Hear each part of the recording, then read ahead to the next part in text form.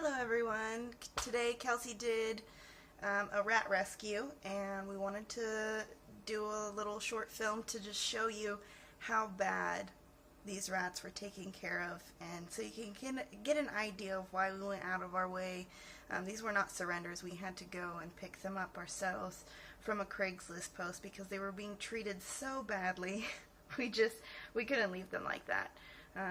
So I'm going to turn you here and show you what their habitat is like. This is what the girls were being kept in. There are 8 girls. If you look around, first of all, it's a 20-gallon tank. So right there, too small a space, plus it's a tank, not enough airflow. We look in, it's cedar bedding. This is the bedding, which is one of the worst beddings you can get for a small animal. It has toxic oils. This is all rusted here, and this is just really gross in here, not clean. It smells like ammonia. You look down and you immediately see carrots. So lots of sugar there. That's just caked in pee. And then we come over here. Oh, mashed potatoes. So they were getting a huge thing of mashed potatoes. And it took me a second. Kelsey had to almost point it out because it's the same color, but I looked down, and that is a huge wad of bacon. Yeah. So a little bit of people food here and there is a little tiny treat, especially for an older rat, and they just don't live that long. It's kind of nice. But giving this much people food, and that's super fatty and just does not have proper nutrition by any means, is absolutely horrible. And we don't know what the boys were kept in. They were just transported into a box, but this is what the girls were kept in. And on the post, it was 7 to 8 female rats with cage and bedding, and it's the worst bedding you can get, the worst cage. Terrible food.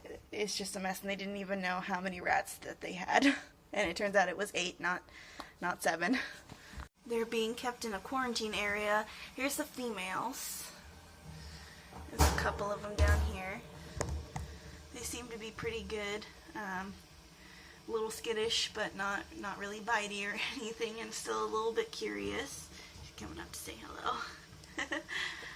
And then there's a couple more up here. These ones are a little bit more skittish, hiding in the corner there. We're not sure.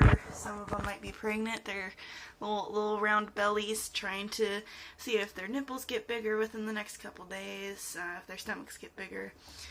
We're not sure if they were cohabbed with males or not. And the boys are up here. As far as we know, they weren't kept in the same cage as a female, but who knows. And you can clearly see that these guys have lots of little scabbies on them, probably from mites, which means the females have them too. So they're going to be treated for mites, and hopefully that'll go down. If not, then we'll have to do some other treatment because it could be a skin condition. Most likely mites, though. That's the number one guess right there. So that's what they will be treated for. As you can see, they're pretty skittish. I don't think that these guys were really ever held. You could see mites spots a little bit better there. Hello. Yes, and they're in a small habitat right now. They will get something bigger. We just have to get something ready. This is just it was kind of a spur. You gonna get in there?